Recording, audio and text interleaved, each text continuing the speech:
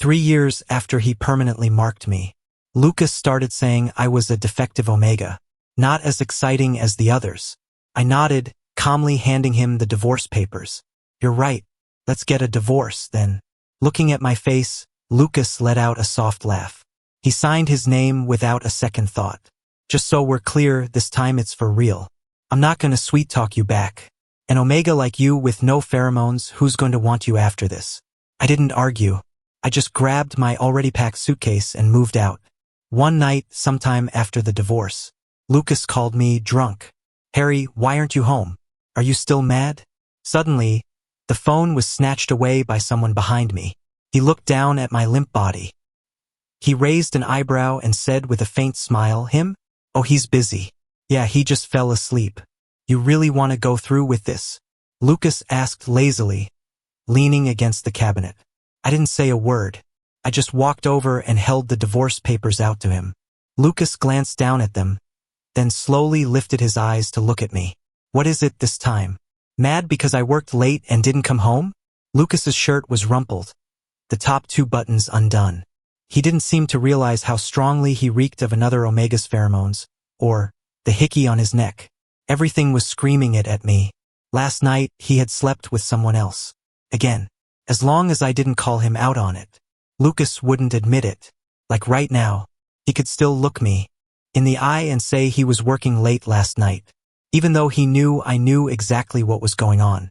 I met his gaze calmly. Next time you sleep with someone else, remember to air out their pheromones. It's a little disgusting. Hearing this, Lucas just laughed. Okay, I'll be more careful next time.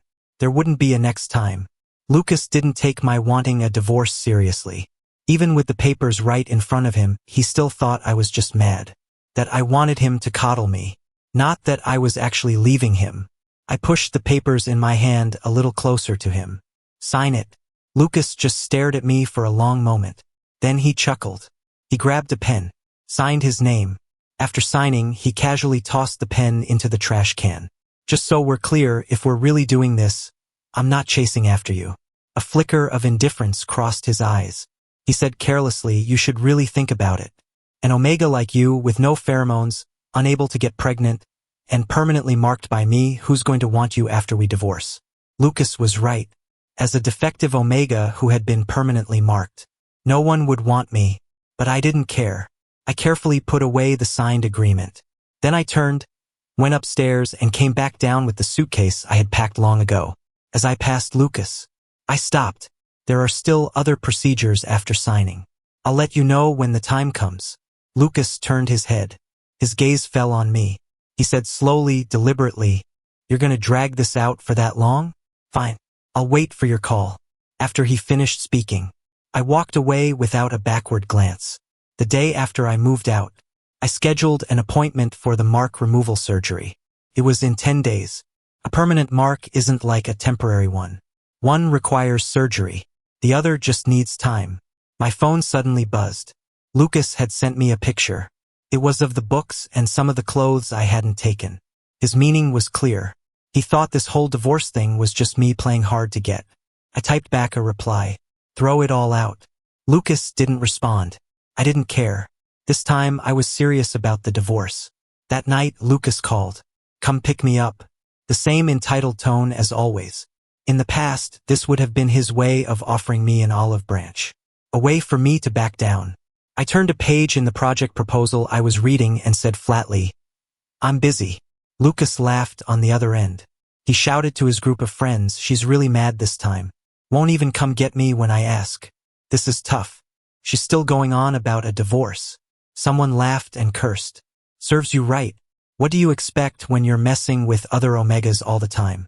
I listened, my face devoid of expression, until they started making bets about me. Betting on when I would finally go get Lucas. Lucas said with a grin, 5 days tops. 10 days. A week. I silently hung up the phone. The room was quiet again. It's fine, I thought. Once I have the divorce certificate in hand, it'll all be over. He can play whatever games he wants. It will have nothing to do with me. Lucas lost the bet. He called me, his voice lazy. Still mad? It's been almost a week. When are you coming home? I said coolly, Lucas, we're divorced. Lucas let out a laugh. Fine, fine, divorced it is. So when will you stop being mad? It was clear Lucas really hadn't taken the papers seriously. He thought I was just throwing a tantrum. If you can't understand, there's no point in talking. I hung up the phone and let out a long, deep breath. I felt exhausted, body and soul. I just couldn't understand. It had only been 3 years. How did Lucas change so much? We met at a mixer during our junior year of college. We got each other's numbers. He was a straight shooter. He made no secret of his interest in me. A month later, he asked me out. I turned him down. After that, Lucas acted like nothing had happened. He still came to see me every day. The turning point in our relationship was at a friend's party. We bumped into each other at the entrance. Neither of us brought up his confession. Not until we got to the door of the private room. Inside, I could hear people mocking me. Is Lucas really into Harry? I heard he doesn't even have pheromones. What's an alpha supposed to do during their rut? He's only got a pretty face. He's what you call a defective omega, no scent and can barely even get pregnant. TSK, TSK. You call that an omega? Before I could even react, Lucas kicked the door open and started fighting the 2 guys who had been bad-mouthing me. 1 against 2. Lucas held his own, but he didn't come out unscathed. When I pulled him away, the ferocity in his eyes hadn't faded. He gave the 2 of them a cold warning. If I hear you talking about him again, I'll beat you up every single time. Afterward, I asked him, why did you fight for me? Lucas's face was bruised, but his voice was earnest. I like you and I don't want people to say bad things about you. Pheromones don't define you. If you had a choice, no one would want to be like this. Even now, I can still remember the look on his face when he said that. Later, I accepted his confession, and he was genuinely good to me, but unfortunately, he still cheated. He complained that I wasn't as exciting as other omegas. The reason was as realistic as it was absurd. The day of the surgery, something unexpected happened. I ran into Lucas, and the omega he had with him. Lucas's pheromones were unstable, so he had to get them checked every 3 months. In the past, I was always the one who went with him. When he saw me, Lucas's eyebrows shot up. A smug look on his face. Are you here to see me? I was still in a hospital gown, holding a checkup form in my hand. But Lucas acted as if he didn't see any of it. Lucas, aren't you thinking a little too highly of yourself? I sneered, glancing at Lucas and the omega behind him. Are you even worthy? I said coldly. With that, I turned to leave. It was like a switch flipped in Lucas's head. He grabbed my hand, his eyes fixed on my hospital gown. You're sick? I yanked my hand back, my face a mask. What's it to you? Lucas just stared at me. Then realization dawned. He laughed. Is this whole show for me? I gave him one last, flat look, and said nothing. I just turned and walked away. The omega next to him asked in a soft, whispery voice. Lucas? Who was that? I'd seen this omega on Lucas's social feed just yesterday. He had posted it specifically for me to see, hoping I would immediately call him, ask him who that person was. Lucas glanced at my retreating back and said nonchalantly, Oh, just a friend I don't know well. He was right. We were strangers. Back in the hospital room, the doctor came in to go over the pre-op instructions. My scent gland was underdeveloped. Technically, I could be defined as a disabled omega. That's why getting the mark removed was riskier and more painful than for a normal omega. I knew. I had looked it all up online a long time ago. I was sure I wanted to remove the mark. I signed the surgical consent form. The doctor was right. The mark removal was agonizing. For an omega, the surgery is just cruel and unfair. But lying on the operating table, I felt a sense of relief I had never known before. Once the mark was gone, I would no longer be Lucas's omega. He and we would have nothing to do with each other ever again. It was a week before I was discharged. I stood on the side of the road trying to hail a cab. My face was frighteningly pale. The back of my neck was still swollen. Anyone could tell what had just happened. No one was accepting my ride request. I swayed, and a Maybach pulled up smoothly in front of me. The back window slowly rolled down, revealing Sean's face. His eyes were fixed directly on me. Lucas's uncle, only 5 years older than Lucas, and still single. His entire family was worried sick about it. At one point, they thought he didn't like omegas. They'd even set him up on dates with alphas. They all fizzled out. "Why are you at the hospital alone?" he asked. "Where's Lucas?" My vision was turning black around the edges. I had to shake my head just to keep from collapsing. He didn't seem to need my answer. He just threw out 2 words. "Get in." I wasn't close enough with Sean for that. Plus, he was Lucas's uncle. I shook my head. "No, it's fine. I'll just get a cab." Sean's expression didn't change, but I could see a hint of displeasure in his eyes. We stared at each other in silence for a moment. That, combined with the searing pain in the back of my neck, I had no choice but to get in the car. "Sorry to trouble you." After I'd collected myself, Sean suddenly spoke. "What happened to your neck?" I didn't expect him to notice right away. He was bound to find out about the divorce sooner or later. I said softly, "It's from the mark removal surgery." The car fell into a dead silence. After a long moment, Sean said, "Mark removal?" His brow was furrowed. His eyes filled with a complicated emotion. "Yeah." I said, "Lucas and I are getting a divorce." As I said it, my hands unconsciously gripped the fabric of my pants. As Lucas's uncle, he was bound to try and talk some sense into me, right? But Sean was quiet for a long time. Confused, I turned my head, only to lock eyes with him. He asked, "Did it hurt?"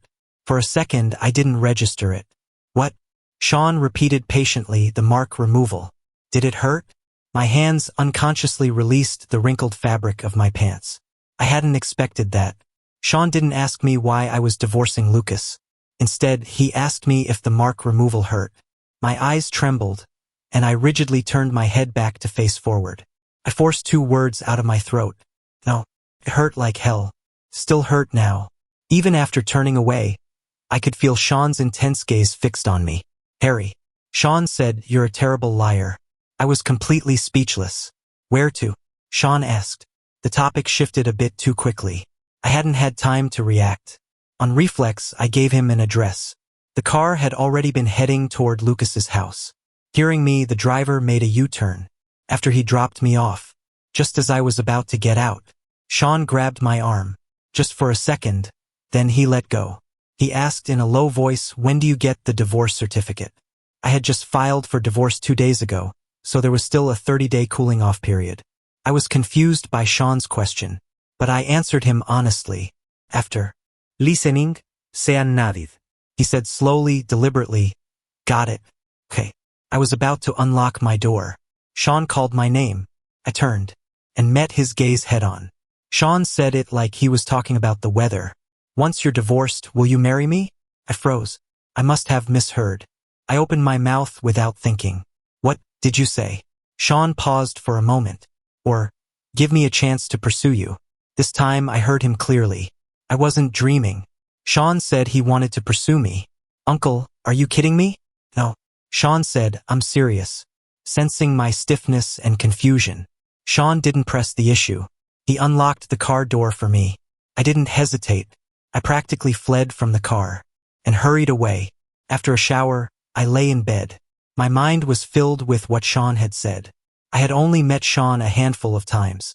Each time was just a polite nod, a simple greeting, nothing more. Before I could figure it out, a text message pulled me from my thoughts. It was from Lucas. "I'm on a business trip for a while. You can come home if you want. Stop being mad. I bought you a present." I pushed Sean's words to the back of my mind for the moment. Lucas still thought I was the same as before, that I was just throwing a fit. He could sweet-talk me a little, buy me a few gifts, and I'd always come running back to him. Just like he said, an omega like me permanently marked by him. No one else would want me. I rested at home for 2 days, then went back to the office. While out entertaining a client, I happened to run into the out-of-town on business Lucas. When he saw me, he didn't look guilty at all. Just a look of resigned amusement on his face. He smiled and said, "How'd you know I was here?" He raised an eyebrow, his smile lazy. "Did you see the present I got you?" I said coldly, "You're overthinking it. You're not the only one here." The client I was meeting called my name from a short distance away. I turned around and answered him. Then I turned back to look at Lucas. His expression had soured. Lucas didn't like my job. My monthly salary wasn't even worth a bottle of his wine, and it was tiring. He had long since forgotten about my career, and saw me as a canary in a cage, completely dependent on him. I didn't look at Lucas again. I started to walk away, but he grabbed my arm, holding on tight. His gaze moved from my neck to my face.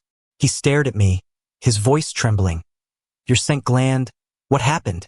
In our circle, there was no way Lucas hadn't seen an Omega who'd had their mark removed. He just couldn't believe I would actually do it. I broke free from his grip and looked him straight in the eye. I said lightly, "I just had the mark removed," as if I were talking about something completely insignificant. The people around us gasped. They seemed shocked that I would do something so drastic. Lucas's face turned ugly. Removing the mark meant that his alpha pheromones were no longer on me. It also meant I didn't want him anymore. He gritted his teeth, looking at me in disbelief, as if he couldn't believe I would really go through with it. In his mind, I loved him so much. How could I possibly have my mark removed? The night he permanently marked me, I had told Lucas that for an underdeveloped Omega like me, once I was permanently marked, not only would it be more painful than for a normal Omega, even having it removed would be worse. But Lucas had just kissed away the tears of pain from my eyes, and softly promised me that he would never give me a reason to have the mark removed. Lucas's eyes were bloodshot, red with anger. He said word by word, "Harry, are you really going to take it this far?" Felt like I could never get through to Lucas. He couldn't see his own mistakes. He just kept blaming me. I didn't try to defend myself. I just said, "Lucas, don't forget the date for the divorce papers." After seeing the client off, I stood outside the restaurant, vomiting. After I was done, a bottle of water suddenly appeared in front of me. I followed the hand holding the water up, and Sean's face came into view. For a moment, I was speechless. He gestured with the bottle. "Rinse your mouth." I hadn't seen him since he'd said those things to me. I was even starting to suspect he was just playing around. Sean's expression was normal. "You'll feel better if you rinse your mouth." After a moment, I reached out and took it. "Thanks." I twisted it open and took a big gulp. After rinsing my mouth, I did feel much better. After a minute, Sean said, "I'll take you home." I shook my head, refusing. "No, it's fine. I'll get a cab." Sean said, "Yes, you will." In the end, I still got in Sean's car, because I saw Lucas standing by the entrance. He was staring straight at us, as if he could burn a hole through me with his gaze. In the car, neither Sean nor I said a word. We were as quiet as two mutes. Just as I was getting lost in thought, a video popped up from one of Lucas's friends. I opened it and saw that the star was Lucas. The lights in the private room were dizzying. Lucas was leaning back on the sofa, looking a little lazy. He even winked at the camera. He was doing it on purpose. A scantily clad Omega was straddling his lap, leaning against his chest, using their teeth to gently undo the buttons on Lucas's shirt, one by one. When they got to the fourth button, Lucas, with a half smile, reached out and lifted their face. Planning on undoing them all? The Omega blushed, but their actions were bold. In that position, they stuck out their tongue and licked Lucas's fingers. Even after watching the whole thing, I felt nothing. I replied with 2 words. "Noted." Once we arrived, I pulled on the car door handle. It didn't open. I turned to look at Sean. Sean calmly took out his phone and displayed his QR code. "Add me on WhatsApp." After I added him, Sean checked it twice before putting his phone away. I breathed a sigh of relief. Just as I was about to get out, Sean asked, "How's your scent gland? Does it still hurt?"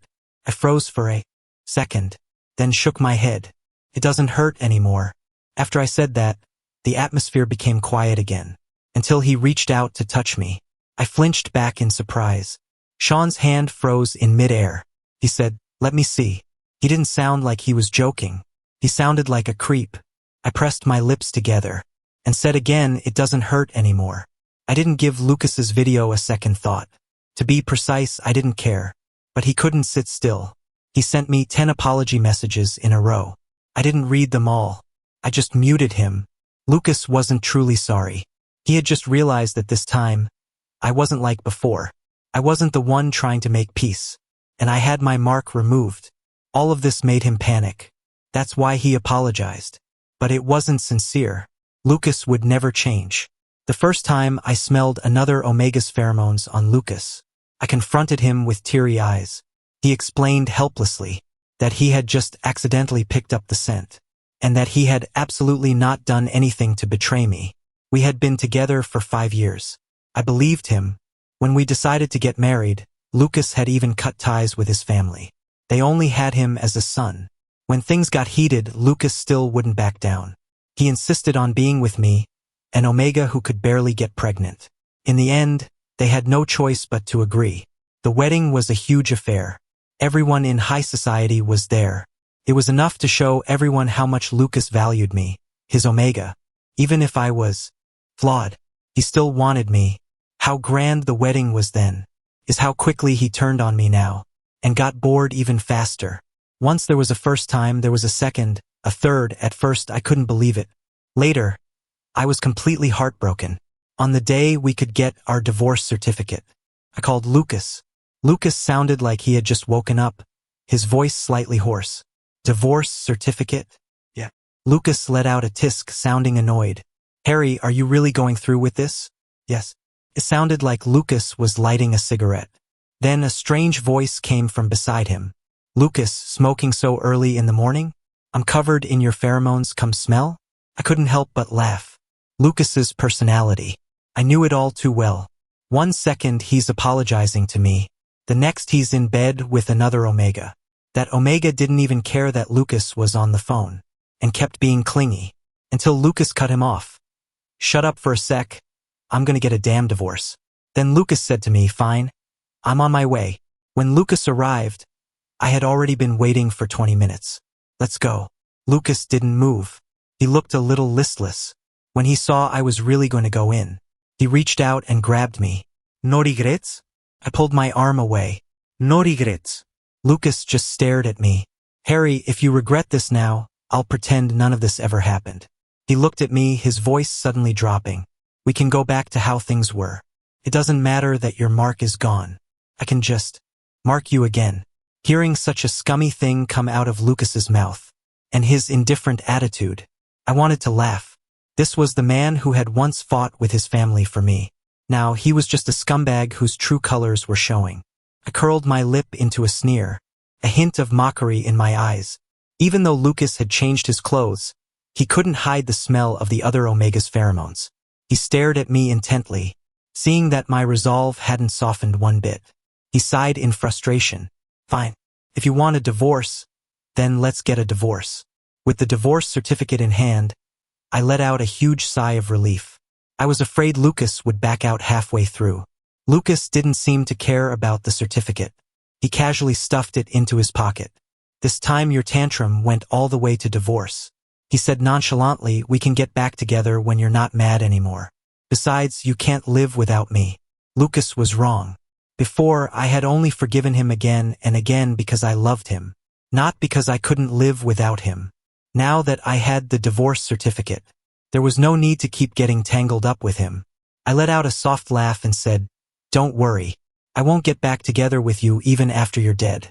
With that one sentence, Lucas's face turned ashen. He was about to say something, when Sean's car slowly pulled up. Are you done? He glanced at Lucas, then said to me, if you're done, get in. As soon as he said it, a strange atmosphere descended upon the entrance of the marriage registration office. Our eyes met. I suspected Sean was doing this on purpose. Lucas's face had turned ugly. Even a fool could sense something was wrong. He stepped forward and smiled at Sean. Uncle, what are you doing here? Sean jutted his chin toward me. Just passing by. Came to pick him up. At that moment, the young couples coming to get married were all staring at us, as if they were watching a scene out of some cheesy drama. Lucas's smile faded. He turned to look at me, and confirmed, picking Harry up? I calmly met Lucas's gaze. We stared at each other for a few seconds. Then I stepped forward. Lucas's eyes followed me. I bent down and said to Sean through the car window, sure, thanks for the ride. I reached out to open the passenger door, but Lucas slammed his hand on it, holding it shut. His eyes were bloodshot as he coldly questioned me. Harry, are you just trying to make me mad? So, was it my uncle that night, too? I had been impulsive. Let go. I said, my face a blank mask. We're divorced. What does it have to do with you? The standoff lasted for almost a minute. Lucas let go. Then he laughed. Fine. We'll talk when you've cooled off. If you want to get back at me, go ahead. After he finished speaking, he looked at Sean in the car. His smile didn't reach his eyes, and it was tinged with a slight sarcasm. Then I'll have to trouble you, uncle, to take Harry home. Sean said coolly, don't worry. Sitting in Sean's car, I was already regretting it. The silence in the car was deafening. I asked Sean to drop me off at the next intersection. He didn't answer. He just sped up as we approached it. Huh? What did you just say? Sean looked genuinely confused, as if he had just snapped out of a daze. Oh, you wanted me to stop at that intersection up there? Sorry, I was zoning out. Didn't hear you. When it came to playing dumb, Sean was in a league of his own. I was impressed. I just told him to take me to the office.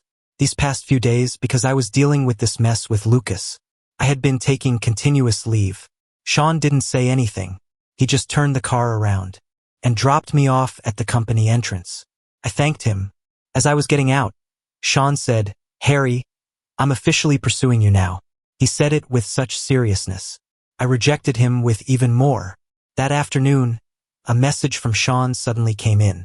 Are you free tonight? I'd like to have dinner with you. I stared at the two messages for nearly 2 minutes and sighed in frustration. Sean's decisiveness was so fast I couldn't keep up. What was he pursuing? An Omega who had just divorced his nephew. The gossip would be awful. It would make Sean a laughingstock. Was he insane? Never mind me not agreeing. There was no way Sean's family would agree, unless they were all insane. Perhaps seeing that I hadn't replied. Sean sent a sticker. I paused. I have to work late. I don't have time. I typed. Sent. A moment later, my phone buzzed. Again. Okay. It wasn't exactly a lie. I had taken a lot of time off recently. My work had piled up. I had no choice but to work late. When I left the office that night, I saw Sean's car at a glance, and the man leaning against it. I'll take you home. Sean walked up to me. Is that okay? Some things needed to be said sooner or later. I said, okay. On the way back, Sean suggested, let's get a late-night snack. Okay. In the restaurant, Sean handed me the menu. What would you like to eat? I didn't take it, just said, anything's fine. You can order. I'm not picky. Sean didn't insist. He ordered.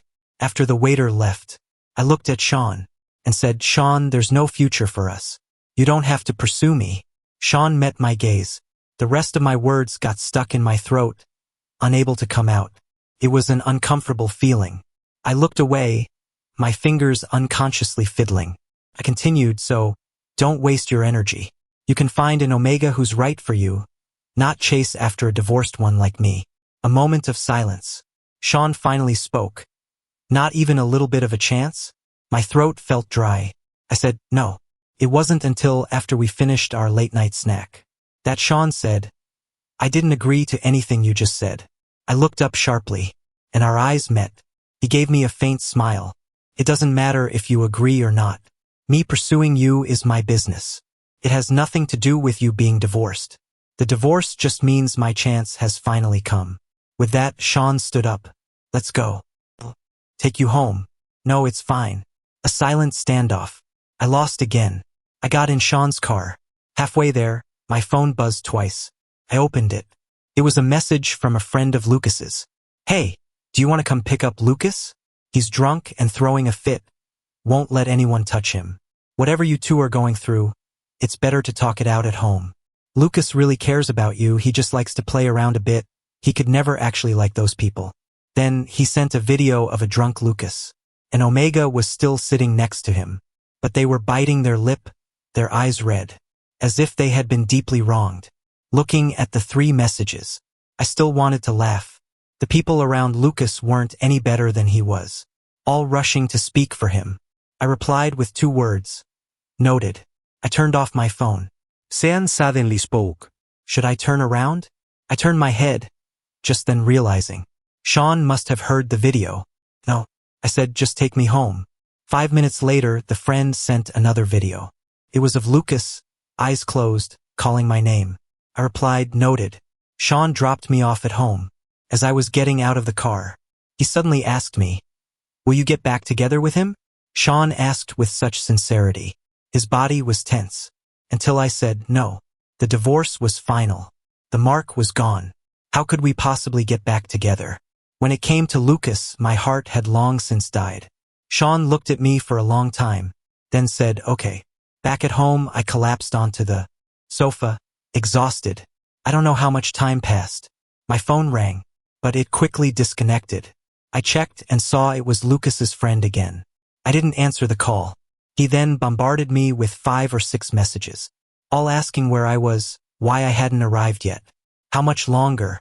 I rubbed my throbbing head and replied, "Noted." The friend? I turned off my phone and went upstairs to shower. When I came out, my phone was vibrating nonstop on the bed. It was Lucas. I didn't answer. Lucas didn't call again. Every time we had a fight, he would get wasted and have his friends call me to come pick him up. In his eyes, it was a way of giving me an out. All I had to do was take it. Too bad. That trick didn't work anymore. My phone suddenly buzzed. "Good night." It was from Sean. After that, Lucas didn't call me again. I gradually got busier. Working late for client dinners became a common occurrence. The only constant was that, after seeing my clients off, I would always see Sean. Sean would walk over and help me up.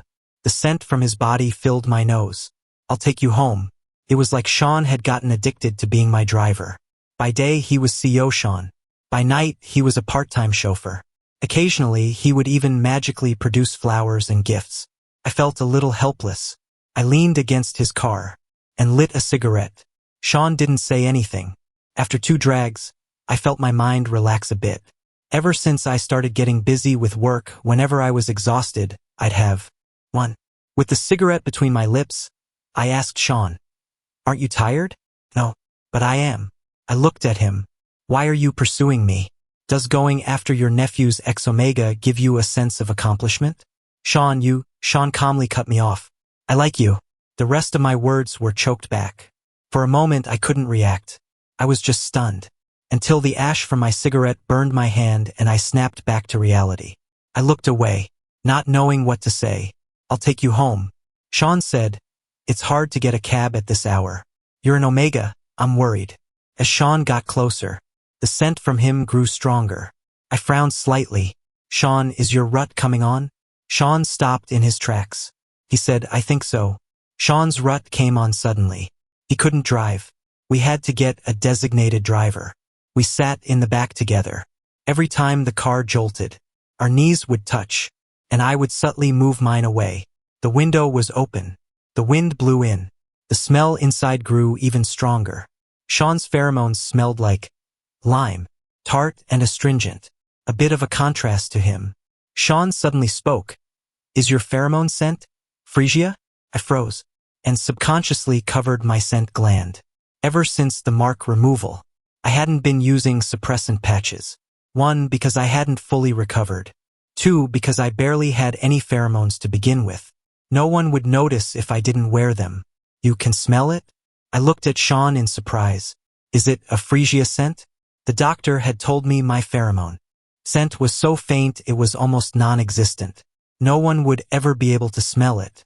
Not even Lucas. Sean chuckled, his voice slightly hoarse. "Yeah, I can smell it. It's a Phrygia scent. It's very nice." It was the first time I knew I had pheromones, and the first time I knew they smelled like Phrygias. I didn't see Sean for the few days he was in his rut, but I did get a ton of messages. He sent so many that I would occasionally reply. After work, I saw Lucas from a distance. He was leaning against his car, smoking. As expected, he was here to see me. Lucas put out his cigarette and walked toward me. He said calmly, "I sent you messages, but you didn't reply. I called, but you didn't answer. So I had no choice but to come find you." Ever since the divorce, I had deleted all of Lucas's contact information. After I announced the divorce in the family group chat, I left it. Lucas's parents were, of course, happy. After all, they never liked me. Now that we were divorced, it was exactly what they wanted. I asked nonchalantly, "Do you need something?" Lucas was taken aback. The frustration on his face deepened. "It's been almost a month. Are you still mad at me? You got your revenge, didn't you? I miss you so much. So I came to find you. Harry, let's get married again. When Lucas said this, it didn't sound like he was asking for forgiveness. It sounded like a blessing he was bestowing. It was laughable. Sometimes, I really couldn't help but wonder, what was I to Lucas? We had loved each other so passionately when we were young. After we got married, he was the only one who changed. Was it that I had never seen his true nature? Or had he really changed? I let out a sneer. Lucas, are you out of your mind? Do you think I'll come running back just because you say a few nice things? Are you overestimating yourself? Or do you still think I'm a fool? Lucas's face stiffened. He frowned. Harry, can you stop messing around? You can't possibly think Sean is actually interested in you, can you? Don't be stupid. What is there about you that he could possibly like? There's a long line of people waiting to marry Sean, but that person won't be you. It could never be you. It was only then that I realized. In Lucas's mind, I had always been someone lowly, with no redeeming qualities, and easy to control. It wasn't that Lucas's heart had changed. It was that this was who he always was. So stop dreaming. Lucas said, besides me, no one will want you. Looking at Lucas's smug face, I clenched my fist and punched him squarely in the face. An Omega's strength is no match for an Alpha's, but I put all my strength into that punch. Lucas touched his lip and looked at me in disbelief. I met his eyes coldly. I don't need anyone to want me, especially not trash like you. I turned, and my eyes met Sean's. I didn't know when he had arrived, or if he had heard what Lucas said, but I didn't care. After all, I had never planned on latching onto Sean, or being with him. Sean stepped forward and gave Lucas a cold glance.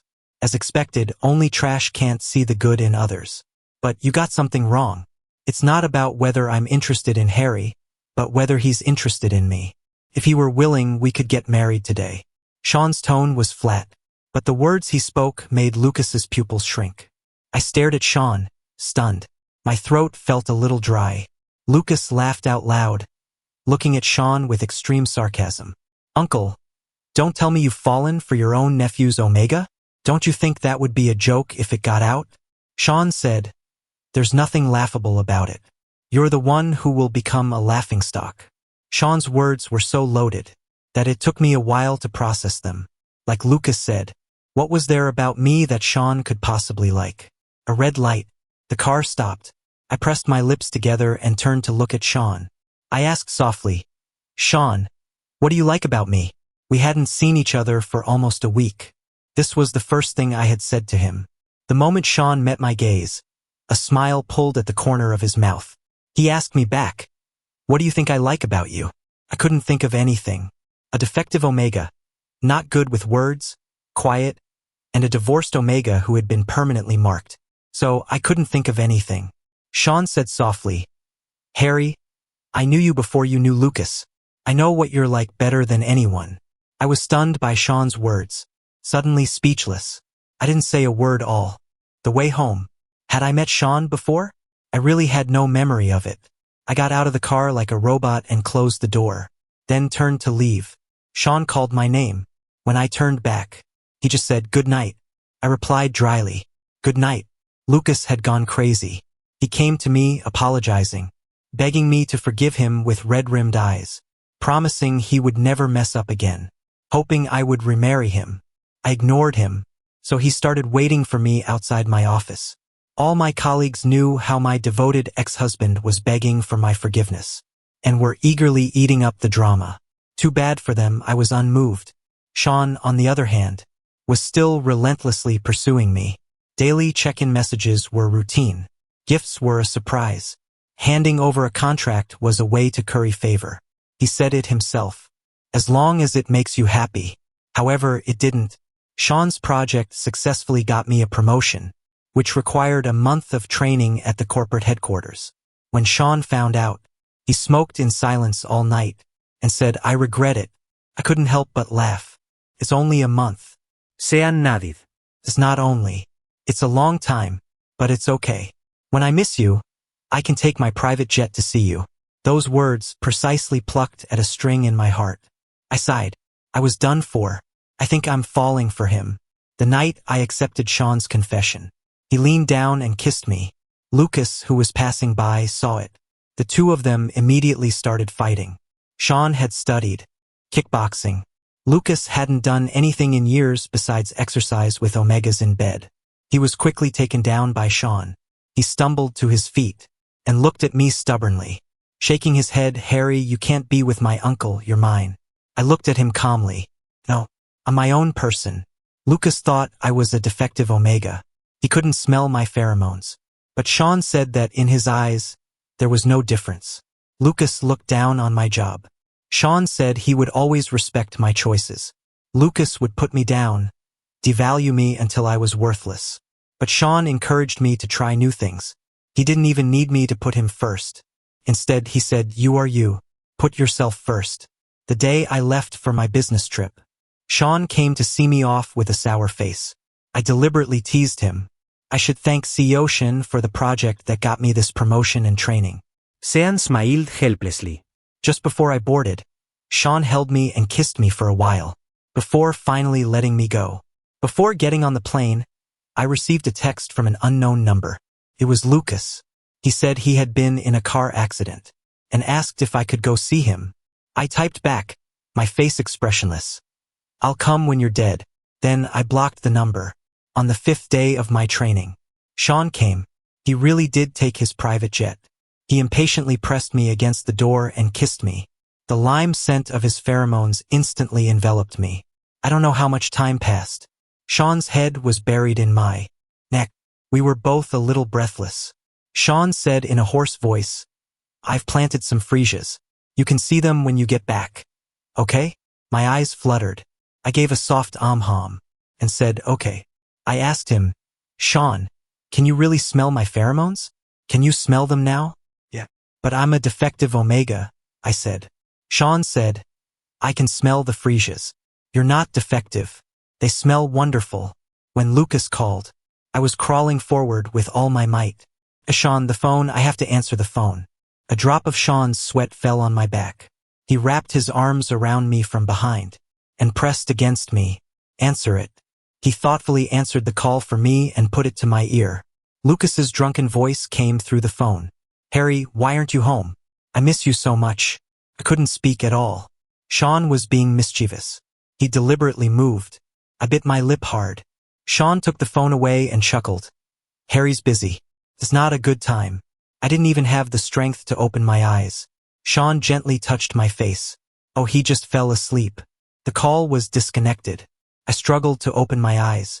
"No more, okay." Sean picked me up. "Let's go take a shower." That shower took almost half an hour. I completely shut down. When I woke up the next day, my legs felt paralyzed. I had no feeling in them. I kicked at Sean in shame and anger, silently questioning him. He looked very innocent. "You didn't tell me to stop." After the training period ended, Sean wasn't in a hurry for me to go back. He wanted to take me somewhere. He was being very mysterious. That night, Sean took me to a scenic lake. To match the atmosphere, the surrounding buildings were specially constructed. The warm yellow lights created a special charm. Sean led me onto a bridge. There were other couples on dates. He pointed to the building across the way. "The first time I saw you, it was over there. You were wearing a traditional ethnic costume and taking pictures with tourists. You looked beautiful. I just stood here watching. For a long time. By the time I went to find you, you were already taking pictures with some other little girls. And you didn't even notice me." The last sentence sounded a little resentful. A memory stirred in my mind. I had a faint recollection. It was a summer job. I was sent over there for a promotion. The costume was provided by the staff. I just remember that night. My face was stiff from smiling so much. Nothing else. I started to laugh. "I probably just didn't see you." Sean didn't listen to my explanation. "That's because you weren't paying attention to me. I never expected that the next time I saw you, you'd be Lucas's boyfriend." Even more resentful. If we kept talking like this, Sean would drink 3 vats of vinegar. I changed the subject. "So, you like me back then?" Sean didn't say anything. "So it was love at first sight." "Well, you're really shallow then. You looked so beautiful in that outfit." Sean chuckled. "And it wasn't just about looks. Why else would you give the little girl a pig balloon and then give me one too? I think I remembered that. That night, a 7-year-old girl had gotten separated from her mother. She was crying her eyes out. I gave her 2 of the balloons I was holding, and she finally stopped crying. After her mom came to get her, I had 1 balloon left, and I couldn't take it on the subway. So I just gave it to a passerby. Hope this makes you happy, Sean smiled. That's what you said to me. That night I really wasn't happy. Before I could ask him why he wasn't happy, Sean took my hand and led me from one end of the bridge to the other, and then back again. I was about to ask him why we were walking back and forth, when I heard Sean say in a low voice, "They say if a couple walks from one end of the bridge to the other, they can be together for 100 years. He squeezed my hand. So we walked it twice, which means you're mine in this life and the next. I was stunned. A pang of emotion hit my chest. I looked away. You still believe in this stuff? Sean said, I didn't before, but I do now. On the way back, I said, trying to sound casual, I'm thinking about getting married again. Sean stopped in his tracks. His gaze was burning as he looked at me. To who? I smiled. I don't know. Maybe someone with the last name Shin, who knows? Sean said, then that's me. He paused, then said, I'm not like Lucas. Harry, I will love you. You can always trust me. A gentle breeze stirred the fallen leaves on the ground. I heard myself say, okay.